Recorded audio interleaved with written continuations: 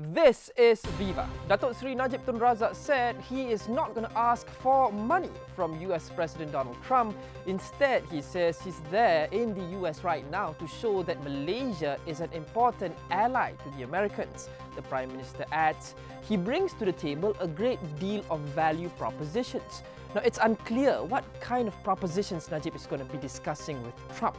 He had just arrived in DC but a few hours ago.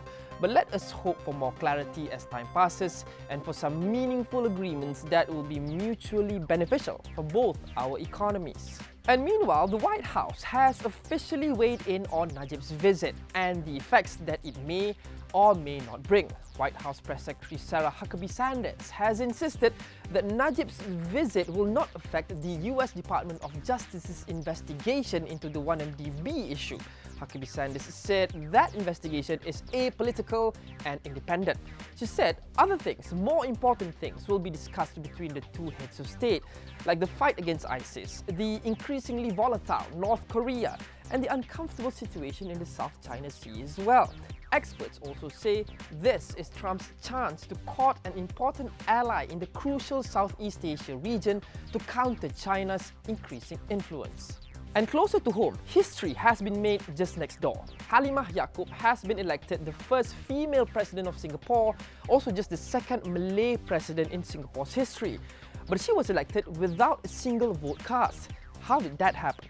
Okay, recently Singapore has made changes to its constitution, passing a new law that says if a certain race has not succeeded in becoming president in the past 5 elections, in the next election, only candidates from that particular race will be allowed to run. So lo and behold, in this election, the candidates have to be Malays.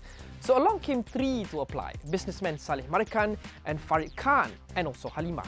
But both Saleh and Farid did not pass another new requirement, which is, if an individual from the private sector wants to run in the election, he or she is required to be a chief executive of a company with at least $370 million in shareholders' equity. So that left Halimah the winner by default, because she was the only eligible candidate anyway.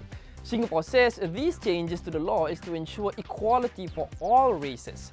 But it's not without its critics. Skeptics have argued that it allows the government to stage an election, making it easy for their candidate to win.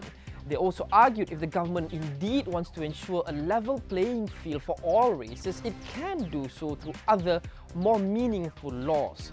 Plus, there are also arguments surrounding the ethnicity of Halimah's father, who was said to be Indian himself. Which begs yet another debate. What makes someone Malay in Singapore? Is it just the colour of one's skin and their parentage? Or can it also be someone who is truly Malay in the contents of their character? Someone who's steeped in Malay culture and is well and truly integrated into the Malay society? Brace yourselves and your wallet as well. The iPhone 8 is coming. But instead of looking forward to it, Apple might just be pissed off, because a disgruntled former employee has leaked the design and a bunch of other details just 2 days before the launch. So what are the key features that have been leaked so far? Well, the iPhone X, that's what it's rumored to be called in conjunction with its 10th anniversary, will reportedly sport a much bigger screen, taking up almost the entire front part of the phone. It's also reported to have Face ID. A leak says you'll be able to unlock your new shiny iPhone with facial recognition.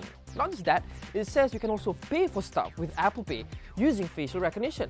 And then there's also something called Animojis, essentially new emojis, but can be controlled and customized using live expressions of your face. Think WeChat, but specially made for the iPhone.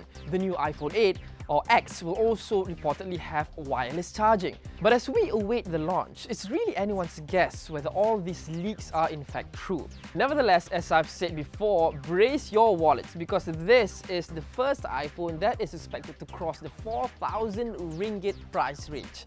But with the official launching and unveiling just hours away, with all these leaks, the question now is, will Apple have any surprises left? You've been watching Viva, and you are now up to speed.